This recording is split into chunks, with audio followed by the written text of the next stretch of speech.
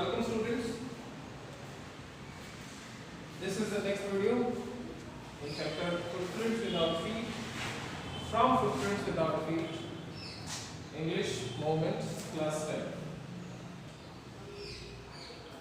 Until now, we have studied or we have discussed about a mad scientist, or you can say a great scientist but outlaw scientist, who has created a potion that can make a person invisible, but he has gone mischievous. वो शैतानी पर उतर आया है, and first of all he burned down his house or the house in which he was residing, then ran away. As he has to run away without being pointed out, so he took off all his clothes. But it was winter season in London, so he had to find some arrangement so that he can get warm.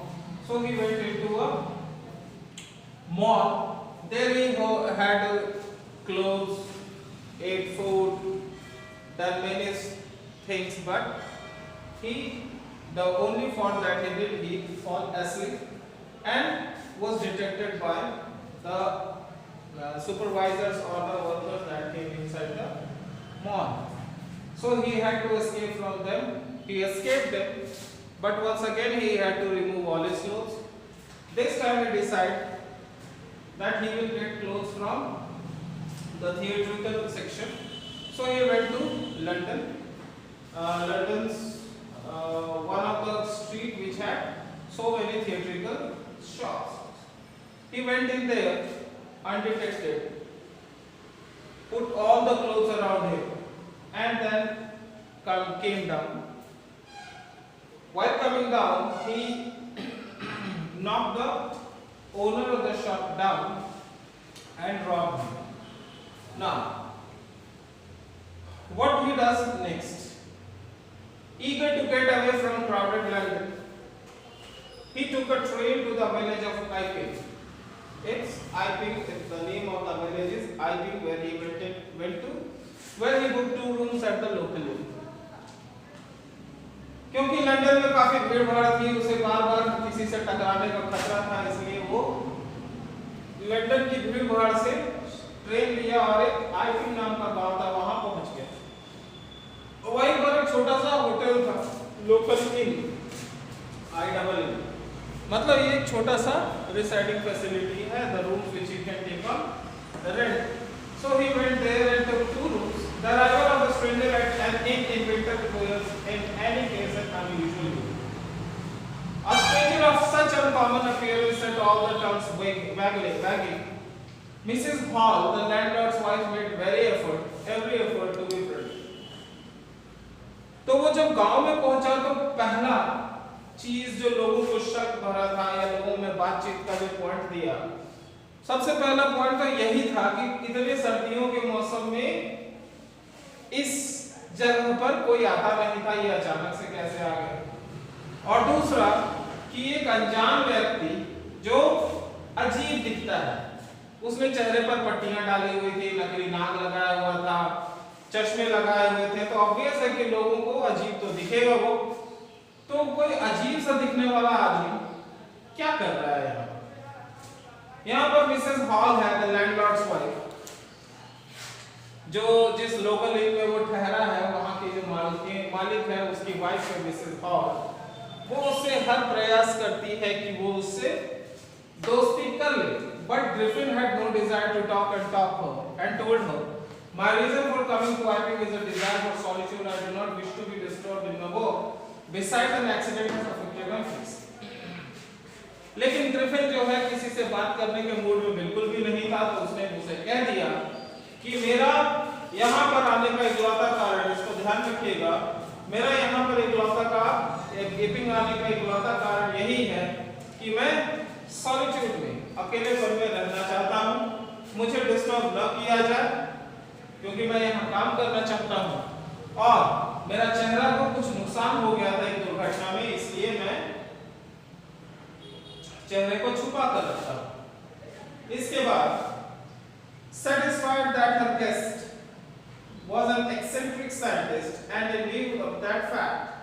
he had fed her in advance. Mrs. Hall was prepared to excuse his strange habits and irritable temper, but the stolen money did not last long, and presently Griffin had to admit that he had no more ready cash. तो क्योंकि पहला चीज था कि Mrs hall को जब ये पता चला कि वो एक साइंटिस्ट है, तो उससे उसको तसल्ली हुई और साथ ही साथ उसने अपना सारा किराया जो है वो एडवांस में दे दिया। इससे भी वो खुश हो गई।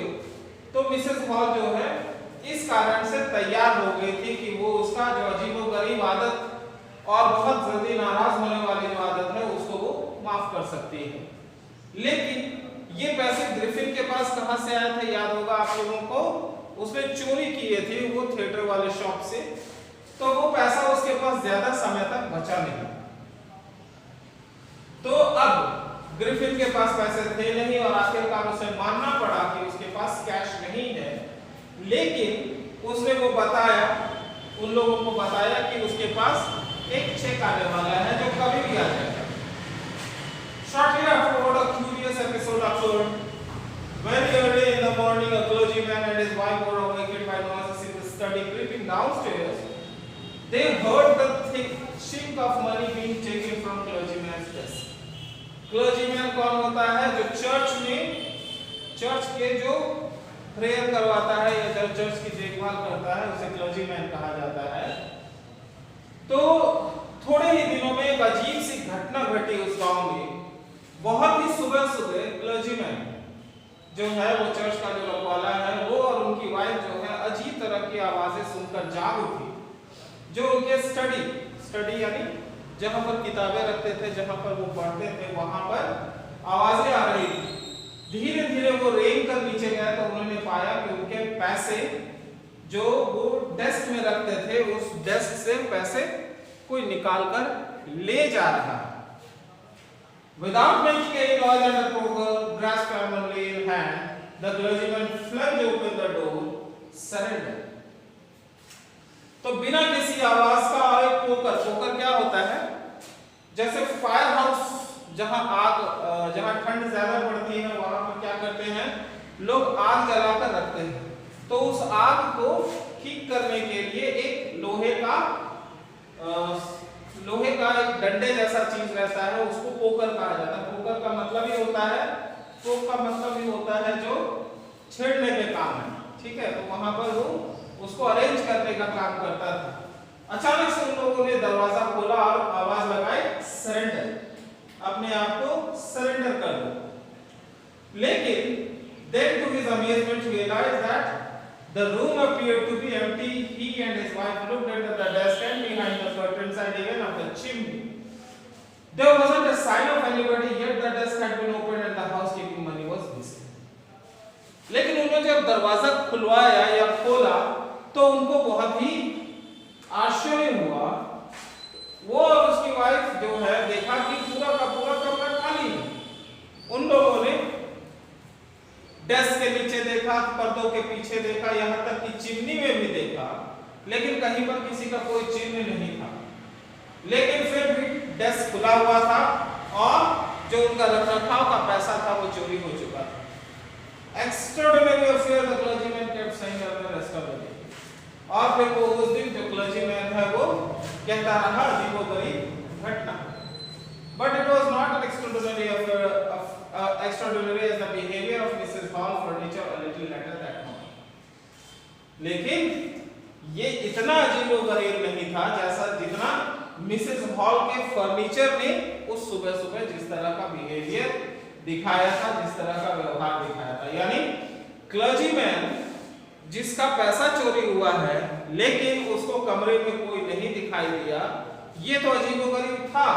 लेकिन उससे भी ज्यादा अजीबोगरीब एक और घटना घटी जो मिसेस हॉल के फर्नीचर्स के द्वारा जैसा व्यवहार किया गया वो एक अजीबोगरीब घटना थी। The landlord and his wife were up very early and were surprised to see the scientist door wide open. Usually it was shut and locked and he was furious if anyone entered the room. तो उस दिन landlord यानी जो जमीन का मालिक है और उनकी पत्नी बहुत सुबह सुबह जाग गई और उस समय उन्होंने उस वैज्ञानिक के कमरे का दरवाजा खुला पाया। सामान्य तौर पर वह बंद रहता था और लॉक रहता था,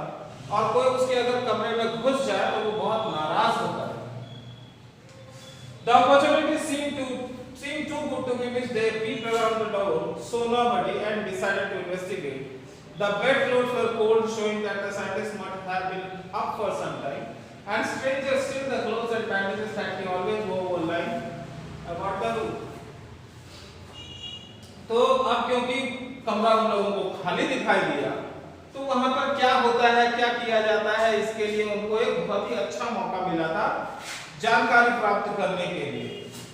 जब वो लोग अंदर गए तो देखा उन्होंने बेड क्लॉथ ठंडे थे, यानी बिस्तर जो है ठंडा हो गया था। ये बता रहा था कि वो बिस्तर छोड़ा हुआ उसको समय बीत चुका है।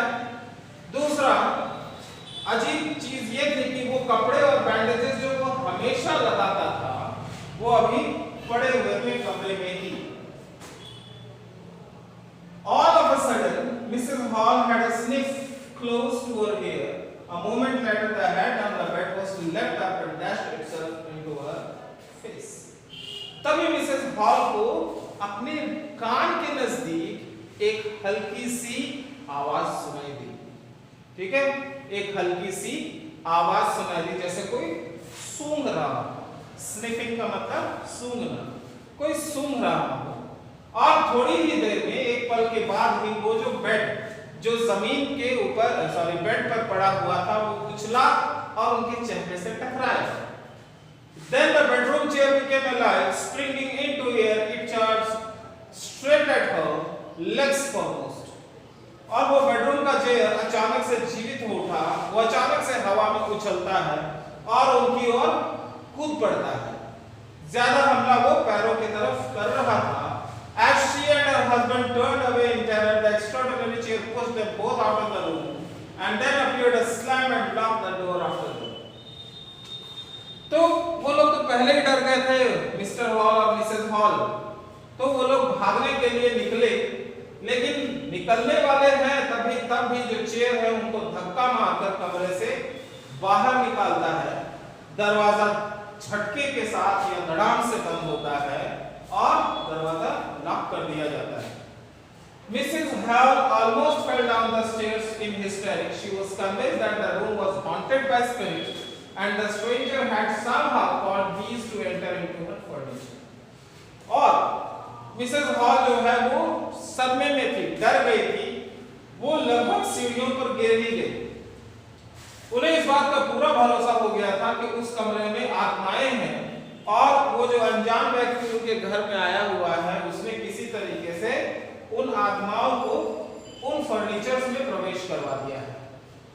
My poor mother used to sit in that chair, she moaned, to think it should rise up against me now. वो सुसत रही थी, वो डर रही थी, वो रो रही थी और कहती है कि मेरी माँ उस चेयर पर बैठा करती थी और देखो तो वो चेयर जो है कैसे मेरे खिलाफ खड़ा हो गया। The feeling among the neighbors that the trouble was caused by witchcraft. पड़ोसियों में इस बात की चर्चा थी कि ये जो घटना घटी है, ये जो परेशानी घटी है, ये विचक्राफ्ट यानी जादू टोने के द्वारा की गई है।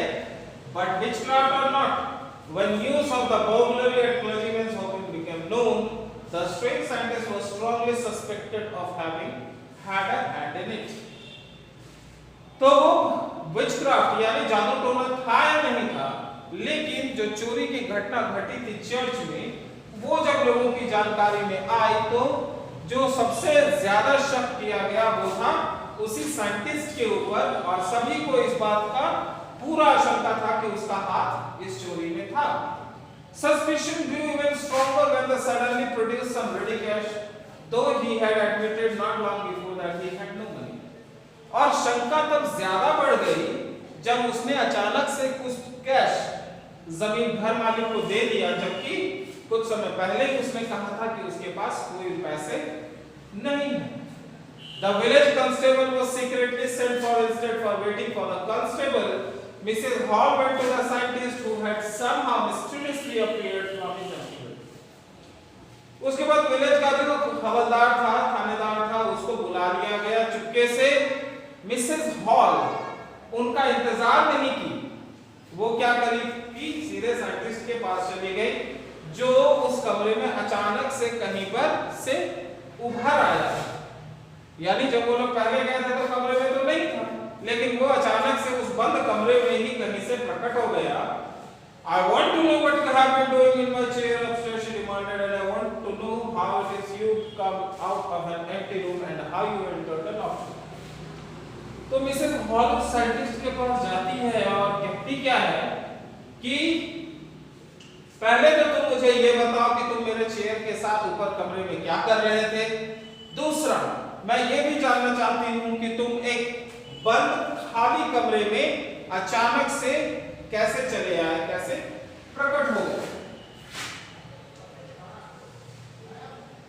The scientist was always quick-tempered. Now he became furious. You don't understand who or what I am, he shouted. Very well, I'll show you.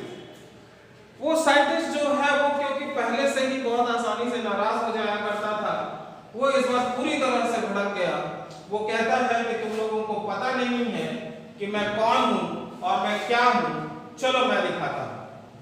Suddenly he threw off bandages, whiskers, spectacles, and even nose. It took him only a minute to do this. The horrified people in the bar found themselves staring at a headless man. वो अचानक से अपना bandages निकाल दिया, मूछ निकाल दिया, चश्मे निकाल दिया, इवन तक की नाक भी निकाल दिया। ये सारी चीजें उसने वो थिएटर वाले शॉप से ली थी, वो सभी को उसने निकाल दिया। उसे 1 मिनट ही लगा ऐसा करने में। अब वहां पर जो लोग थे, डरे समय लोग थे, उन लोगों ने पाया कि अब उनके सामने एक ऐसा व्यक्ति खड़ा था जिसका सिर नहीं था, यानी उसने केवल अपने सिर की सारी पट्टियों को हटाया था। अब क्योंकि इनविजिबल था, बाकी कपड़ा उसने पहना हुआ था, ऊपर का पट्टियां उसने उतार दी थी, तो इस कारण से लोगों को उसका सिर दिखाई देना बंद हो गया था, जबकि उसका बाकी का शरीर दिखाई दे रहा था। Mr. Jaffers, the constable now arrived and was quite surprised to find that he had to arrest a man without a head. और जो कांस्टेबल है उनका नाम मिस्टर जैफर्स है, वो अब आ चुके हैं और उन्हें तब इस बात का बहुत आश्चर्य हुआ कि अब उन्हें एक ऐसे व्यक्ति को अरेस्ट करना है जो बिना सिर का है। But Jeffers was not easily prevented from doing his duty. If the magistrate warrant ordered a person's arrest, then that person had to be arrested with or without his head. लेकिन mister जैफर जो है इतनी आसानी से उनको अपनी duty से हटाया नहीं जा सकता था। अगर किसी मजिस्ट्रेट ने वारंट दिया है कि किसी आदमी को गिरफ्तार किया जाना है, तो उस आदमी को वो गिरफ्तार करेंगे, चाहे वो सिर के साथ हो या बगैर सिर के हो। There followed a remarkable scene as the policemen tried to get hold of a man who was becoming more and more invisible as he threw off one garment after another. अब वहां पर एक अजीबोगरीब दृश्य पैदा हो गया था जब पुलिस वाला उस व्यक्ति को गिरफ्तार करने का प्रयास करने लगा। वह व्यक्ति जो धीरे धीरे गायब होता जा रहा था जैसे जैसे वो अपना कपड़ा उतार रहा था।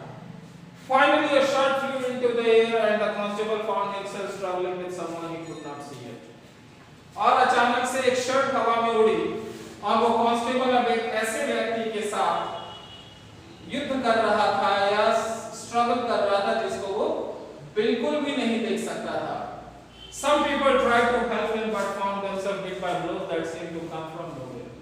कुछ लोगों ने उसकी मदद करने की भी कोशिश की, लेकिन उन लोगों को भूसे पड़े, ठीक है, मुक्के पड़े जो कहीं से भी आ जा रहे थे, दिखाई भी नहीं दे रहे थे कहां से वो मुक्के या कौन उन्हें मार रहा है। In the end, Jeffers was knocked unconscious and made a last attempt to hold on to unseen scientist. आखिरकार जाफर जो है उसे मारकर बेहोश कर दिया गया, मतलब साइंटिस्ट ने उसे मारकर बेहोश कर दिया था। There were nervous, excited cries of holding, but this was easier said than done. Griffin had shaken himself free and no one knew where to lay hands on him. अब सभी लोग चिल्ला रहे थे कि उसे पकड़ो, लेकिन ये बोलना आसान था, करना मुश्किल था, क्योंकि ग्रिफिन ने अपने आप को छुड़ा लिया था और अब किसी को भी पता नहीं था कि उस पर हाथ कहां रखना है पकड़ने के लिए। यानी अब जो है ये साइंटिस्ट पूरी तरह से आजाद हो चुका था।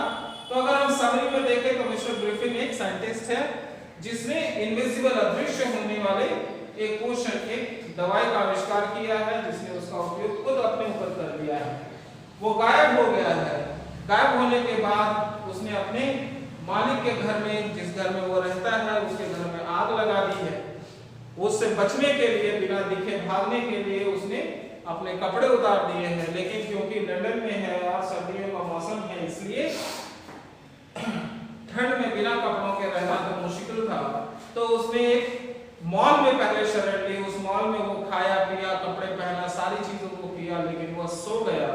उसे उठने में देरी हो गई और तभी दुकान के जो कर्मचारी है वो पहुंच जाते हैं, वो उन्हें भगाते हैं, वो उसे भगाते हैं, लेकिन वह भाग तो जाता है, लेकिन फिर से उसे इस बार अपने सारे कपड़े उतारने पड़ते हैं उनसे बचने के लिए।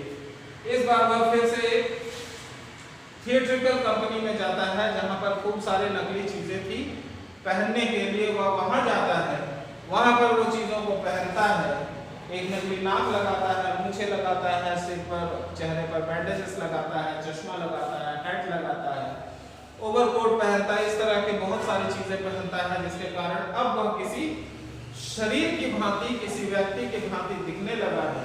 लेकिन जब वह वहां से उतरता रहता है तो वह उस दुकान के मालिक को मारकर बेहोश कर देता है और उसके पैसे लूटकर भाग जाता है। वहां से फिर वह एक गांव में पहुंचता है जहां पर लोगों की जनसंख्या बहुत कम है। वह वहां पर एक कमरा बुक करता है जिसमें वह अपने घर मालिक को प्रवेश करने की इजाजत भी नहीं देता है। कुछ समय के बाद उसके पैसे खत्म हो जाते हैं तो वह एक चर्च से चोरी कर लेता है पैसों को, और उस दौरान जब वह चर्च गया हुआ था चोरी करने, तभी उसके घर मालिक और मालकिन जो है वो उसके कमरे में घुस आते हैं, जिन्हें वह डराकर भगा देता है। फिर उसके बाद जब वो उन्हें पैसे देता है तो उन लोगों को बहुत शक हो जाता है उसके ऊपर और वो कांस्टेबल को बुला लेते हैं उसे पकड़ने के लिए। जब वो कांस्टेबल आता है तब वो धीरे धीरे करके उससे बचने के लिए ग्रिफिन अपने सारे कपड़े उतारता जाता है और वह फिर से गायब हो गया है। ग्रिफिन ने आखिरकार उस कांस्टेबल को मारकर बेहोश कर दिया है और अब वह वहां से भाग गया है। This is for all today.